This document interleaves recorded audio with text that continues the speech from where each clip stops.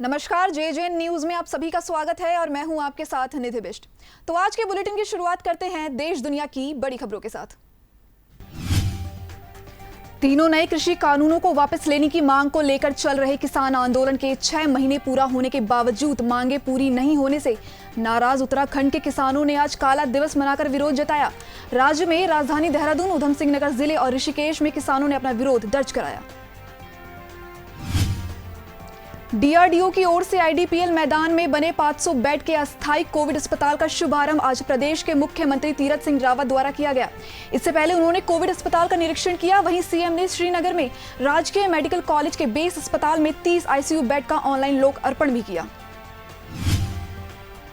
बाबा रामदेव द्वारा एलोपैथ को stupid science बताने के बाद से बाबा रामदेव चिकित्सकों के निशाने पर आ गए हैं। कोई उनकी गिरफ्तारी की मांग कर रहा है तो कोई इसे कोरोना योद्धा चिकित्सकों का अपमान बता रहा है। इस मामले में बाबा रामदेव ने अब एक और बड़ा बयान दे दिया है। उनका कहना है कि किसी का बाप भी रामदेव को गिरफ्तार नहीं कर सकता है। इंडियन मेडिकल एसोसिएशन ने PM नरेंद्र मोदी को चिट्ठी लिखकर पतंजलि के मालिक बाबा रामदेव के खिलाफ देशद्रोह का केस चलाने की मांग की है। चिट्ठी में IMA ने कहा है कि रामदेव द्वारा चलाए गलत सूचनाओं वाले अभियान को रोका जाना चाहिए। यूपी सरकार ने बड़ा ऐलान किया है। बेसिक शिक्षा राज्य मंत्री डॉक्टर सतीश चंद्र द्विवेदी ने ऐलान किया कि पंचायत चुनाव में जान गंवाने वाले शिक्षकों के TET पास मृतक आश्रितों को शिक्षक भर्ती की लिखित परीक्षा से छूट दी जाएगी। उन्होंने बताया कि इसकी तैयारियां शुरू कर दी गई हैं। केंद्रीय स्वास्थ्य मंत्रालय ने कोविड-19 के लिए अपने लेटेस्ट क्लिनिकल मैनेजमेंट प्रोटोकॉल में कहा कि कोरोना का संक्रमण सबसे ज्यादा हवा से और संक्रमित व्यक्ति के खांसने, छींकने या बात करने पर निकलने वाली ड्रॉपलेट से फैलता है।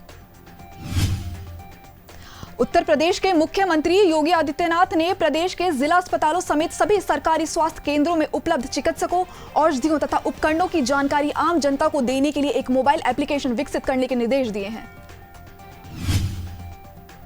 सागर पहलवान हत्याकांड में पुलिस ने सुशील कुमार समेत 7 लोगों को अब तक गिरफ्तार किया है। पुलिस इस मामले में सुशील से जुड़े लोगों से पूछताछ कर रही है। साथ ही टेक्निकल जांच के आधार पर मौके पर मौजूद लोगों की भी जानकारियां जुटाकर उनसे भी पूछताछ की जाएगी।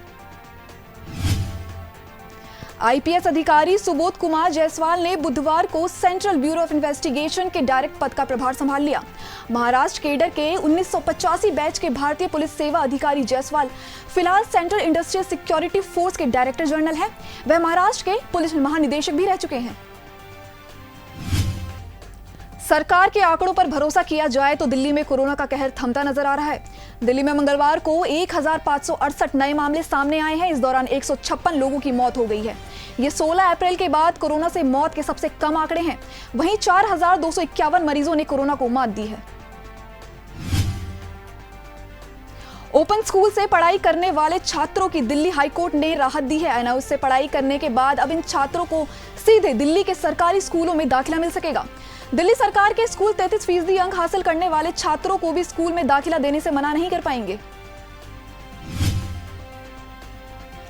साइक्लोन यास ने ओडिशा और बंगाल में अपना असर दिखाना शुरू कर दिया है। ओडिशा में मौसम का भारी तांडव चल रहा है।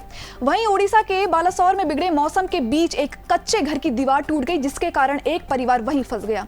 तभी मौके पर पहुंची NDRF की टीम ने एक 6 महीने के बच्चे, एक महिला सहित कुल 4 लोगों को वहां से सुरक्षित बाहर निकाला। पश्चिम बंगाल में चक्रवाती तूफान यास का सर्वाधिक असर उत्तर और दक्षिण के साथ साथ पूर्व मेदिनीपुर के तटवर्ती इलाकों में दिखना शुरू हो गया है। इलाके के नदी बांध टूट गए हैं। समुद्र का पानी गांव और घरों में घुस गया है, जिससे हजारों की संख्या में घर टूट गए हैं।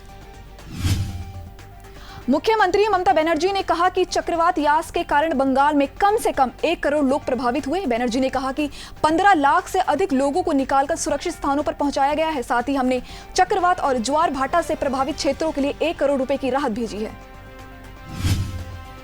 मुख्यमंत्री अरविंद केजरीवाल ने कहा कि महामारी के दौर में देश भर में कई टीका केंद्र बंद हो गए हैं। देश में वैक्सीन की जबरदस्त किल्लत है।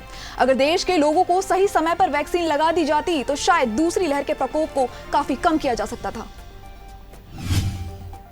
यूपी सरकार इस महीने के अंत तक यूपी बोर्ड 12वीं कक्षा की परीक्षा के आयोजन पर फैसला करेगी। यूपी के उप मुख्यमंत्री दिनेश शर्मा ने कहा कि हम पहले ही प्रश्न पत्र प्रिंट करा चुके हैं।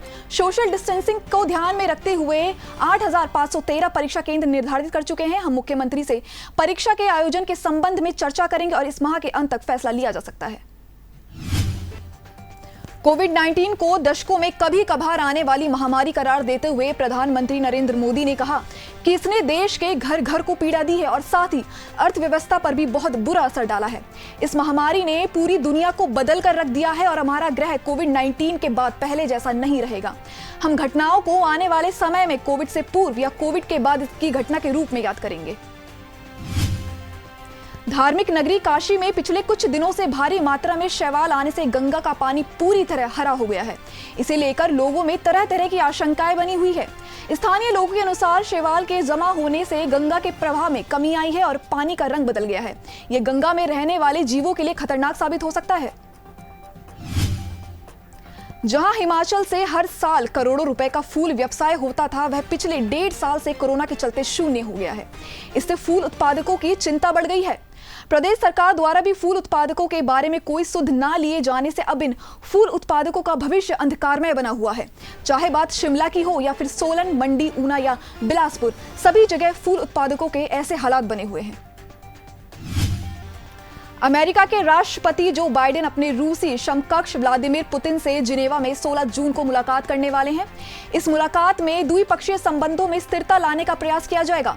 व्हाइट हाउस ने इसकी जानकारी दी। व्हाइट हाउस ने कहा कि दोनों नेता विवाद वाले मुद्दों पर चर्चा कर सकते हैं। फिलहाल आज के इस बुलेटिन में बस इतना ही, लेकिन खबरों का दौर ऐसे ही जारी रहेगा। बने रहिए JJ न्यूज के साथ। शुक्रिया।